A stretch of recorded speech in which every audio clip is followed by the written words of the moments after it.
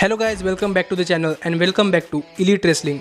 तो गाइज आज भी हम AEW कंपनी के बहुत ही बड़े और बहुत सारे अपडेट्स के बारे में बात करने वाले हैं। और गाइज आज इस वीडियो के अंदर हम जानने वाले हैं कि क्रिस जेरिको के बाद अब अगला क्रिस जेरिको कौन हो सकता है, क्योंकि प्रोबेबली हमें अगला क्रिस जेरिको मिल चुका है। जिसके साथ ही हम जानने वाले हैं कि इस वीक के डायनामाइट शो की व्यूअरशिप क्या रही, हैंगमैन एडम पेज की हेल्थ स्टेटस और उनके सोशल मीडिया स्टेटस के ऊपर एक अपडेट आई है। और गाइज हम जानने वाले हैं कि क्या जॉन मॉक्सली को धोखा देने के बाद अब विलियम रीगल AEW कंपनी छोड़कर दोबारा से WWE कंपनी के अंदर जाने वाले हैं या नहीं। इसीलिए गाइज ये सब बातें जानने के लिए ये वीडियो एकदम आखिर तक देखना। और ऐसे ही AEW कंपनी से रिलेटेड हर एक न्यूज, रूमर और अपडेट और AEW कंपनी के हर एक शो का रिव्यू पाने के लिए हमारे चैनल को सब्सक्राइब करना मत भूलना। पर गाइज अब ज्यादा देर न लगाते हुए चलिए ये वीडियो शुरू करते हैं। और सबसे पहले बात करते हैं इस हफ्ते के डायनामाइट शो के व्यूअरशिप की और जानते हैं कि लास्ट जो AEW special Thanksgiving dynamite show हुआ है उस डायनामाइट शो की व्यूअरशिप क्या रही। तो गाइज मैंने आपको बताया था कि थैंक्सगिविंग वीकेंड के चलते लास्ट वीक के डायनामाइट शो की व्यूअरशिप आने में थोड़ा फॉर लेट हो चुका है,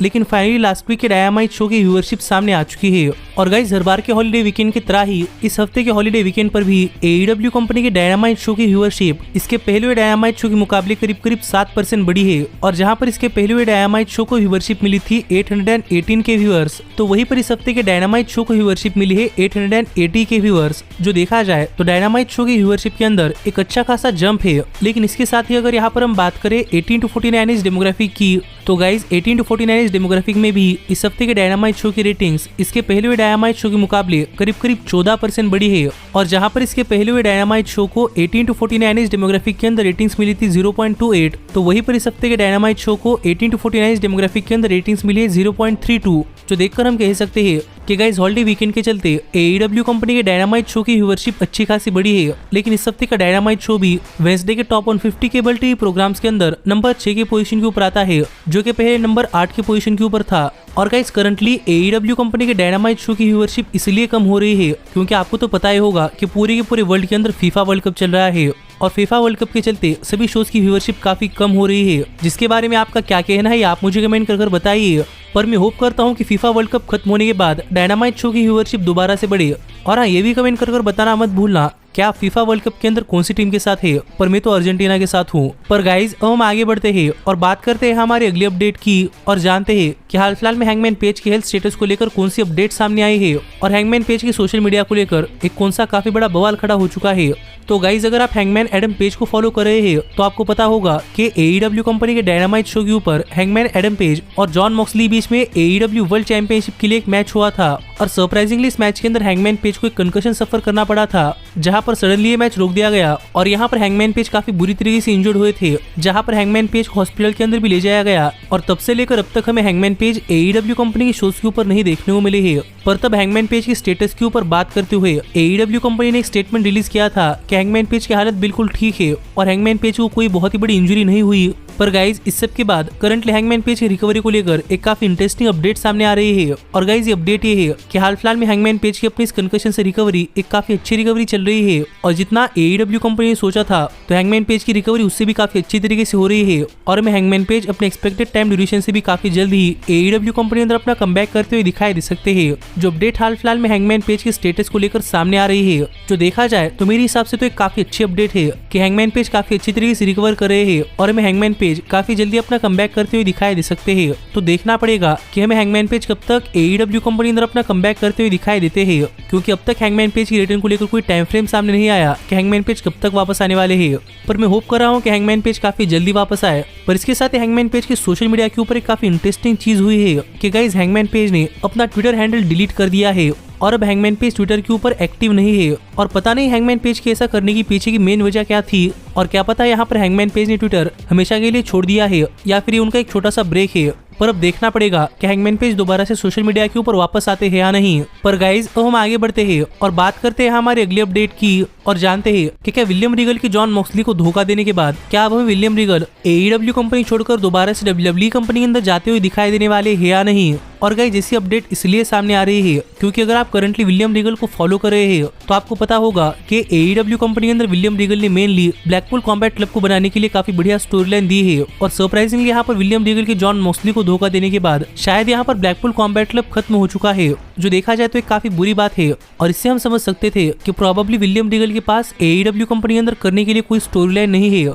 लेकिन गाइज इसी के साथ हाल फिलहाल में WWE survivor series war games paper हो चुका है और इस पेपर को प्रमोट करने के लिए सरप्राइजिंगली ट्रिपल एच ने विलियम रीगल के वॉर गेम्स कहकर चिल्लाने वाली वीडियो शेयर किए हैं। और देखने के बाद काफी सारे लोग स्पेकुलेट कर रहे हैं कि शायद अब हमें ट्रिपल एच के मैनेजमेंट के अंदर विलियम रीगल दोबारा से WWE कंपनी के अंदर अपना कमबैक करते हुए दिखाई देने वाले हैं। और अगर ऐसा है तो विलियम रीगल AEW कंपनी छोड़कर चले जाएंगे। और इसके ऊपर बात करते हुए हाल फिलहाल में डेव मैडजर ने अपनी तरफ से थोड़े फार अपडेट शेयर किए हैं। और यहाँ पर बात करते हुए डेव मैडजर ने कहा कि माना कि विलियम रीगल ने AEW कंपनी के साथ जब विलियम रीगल AEW कंपनी के साथ आए थे तब विलियम रीगल ने AEW कंपनी के साथ 3 साल का कॉन्ट्रैक्ट साइन किया था। लेकिन शायद विलियम रीगल के साथ AEW कंपनी के बैकस्टेज के अंदर कुछ चीजें चल रही है और ये चीजें क्या है ये तो क्लियरली डेव मैडजर को भी नहीं पता। पर हाल फिलहाल में ये गारंटी नहीं है कि शायद हमें विलियम रीगल काफी देर तक AEW कंपनी के अंदर रहते हुए दिखाई दे सकते हैं, या फिर इस बात की भी गारंटी नहीं है कि विलियम रीगल AEW कंपनी छोड़कर जाने वाले हैं। क्योंकि मोस्टली डेव मैडजर को भी करंटली यही पता है कि विलियम रीगल के साथ AEW कंपनी के बैकस्टेज में कुछ तो चल रहा है, लेकिन वो क्या है ये स्पेसिफिकली मैडजर को भी नहीं पता।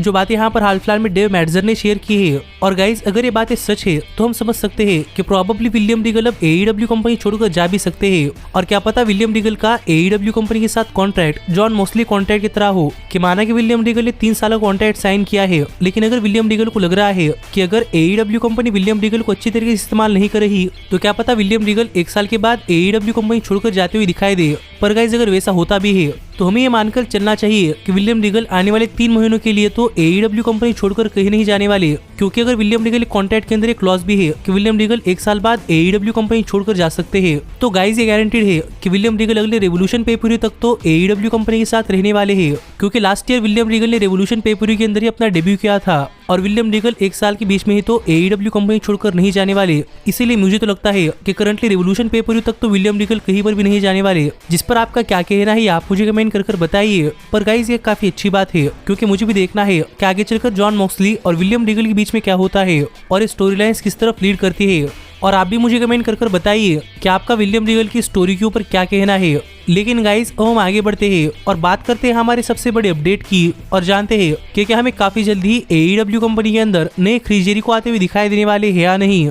क्योंकि गाइज अगर आप रेसलिंग इंडस्ट्री के अंदर रेसलर्स को फॉलो करते हैं तो आपको पता होगा कि रेसलिंग इंडस्ट्री के अंदर काफी बार नए रेसलर्स पुराने रेसलर्स को रिप्लेस कर देते हैं। जैसे कि हल्क होगन ने स्टीव ऑस्टिन को रिप्लेस कर दिया था, स्टीव ऑस्टिन को द रॉक ने, द रॉक को जॉन सीना ने और जॉन सीना को रोमन रेंस ने। जिससे कि हम समझ सकते हैं कि गाइज कई बार रेसलिंग इंडस्ट्री के अंदर में अगला फेस सुपरस्टार या फिर कोई सेम कैटेगरी के अंदर अगला नेक्स्ट जनरेशन का सुपरस्टार भी देखने को मिल सकता है, जैसे कि द हार्डीज और यंग बक्स। और अगर यही पर हम बात करें क्रिस जेरिको की तो गाइज क्रिस जेरिको भी रेसलिंग इंडस्ट्री के अंदर एक बहुत ही बढ़िया सुपरस्टार है और जेरिको को रिप्लेस करने का आइडिया काफी वियर्ड है क्योंकि प्रोबेबली जेरिको को कभी कोई रिप्लेस नहीं कर पाएगा। पर गाइस हाल फिलहाल में नेक्स्ट क्रिस जेरिको के ऊपर बात करते हुए सरप्राइजिंगली क्रिस जेरिको के बेटे यानी कि ऐश एडवर्ड इरवाइन का एक इंटरव्यू लिया गया और यहाँ पर ऐश के इस इंटरव्यू के अंदर ऐश से पूछा गया कि क्या ऐश अपने फादर की फुटस्टेप्स यानी कि क्रिस जेरिको की फुटस्टेप्स फॉलो करने वाले हैं या नहीं, और क्या ऐश कभी क्रिस जेरिको की तरह एक प्रोफेशनल रेसलर बनने के बारे में सोच रहे हैं या नहीं। और गाइस यहाँ पर इस सवाल का जवाब देते हुए ऐश ने कहा कि ऐश करंटली फुटबॉल खेल रहे हैं और करंटली ऐश फुटबॉल को परस्यू करने के पीछे लगे हुए हैं।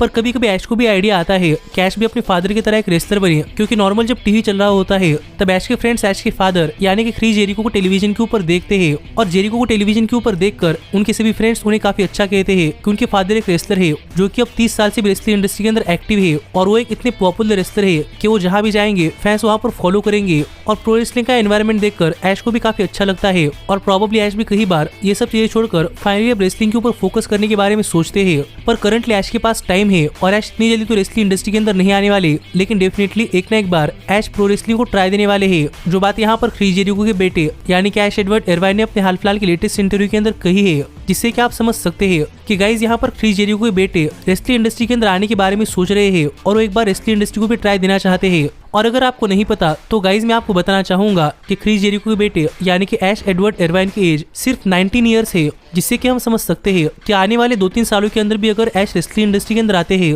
तो ऐश रेसलिंग इंडस्ट्री के बहुत ही बढ़िया सुपरस्टार बन सकते हैं, क्योंकि उनके पास बैकग्राउंड तो है ही लेकिन उनके पास मोस्ट इंपॉर्टेंटली टाइम है। और यहाँ पर देखना पड़ेगा कि क्या क्रिस जेरिको के खुद के बेटे यानी कि ऐश एडवर्ड इरवाइन जेरिको को रेसलिंग इंडस्ट्री के अंदर रिप्लेस कर नए क्रिस जेरिको बन पाते हैं या नहीं। पर गाइज आपका इसके ऊपर क्या कहना है आप मुझे कमेंट कर बताइए। पर मेरे हिसाब से डेफिनेटली ऐश क्रिस जेरिको को रिप्लेस कर नए क्रिस जेरिको बन सकते हैं, पर उनके अंदर उतना करिश्मा भी होना चाहिए। और जब तक ऐश रेसलिंग इंडस्ट्री के अंदर नहीं आते तब तक हम इसके बारे में कुछ नहीं कह सकते। पर आप ऐसे ही AEW कंपनी से रिलेटेड हर एक न्यूज, रूमर और अपडेट और AEW कंपनी के हर एक शो का रिव्यू पाने के लिए हमारे चैनल को सब्सक्राइब करना मत भूलना। पर गाइज अब मैं मिलता हूं आपसे अगली वीडियो के अंदर, पर तब तक stay healthy, stay happy and keep watching elite wrestling. Hey, did you like that video? Click the screen for more. And where do you think you're going? Check out our official merchandise page and to support the entire cast. And thanks so much for being the elite. The elite, the elite. What, Nick, you're not going to sing it all with me this time?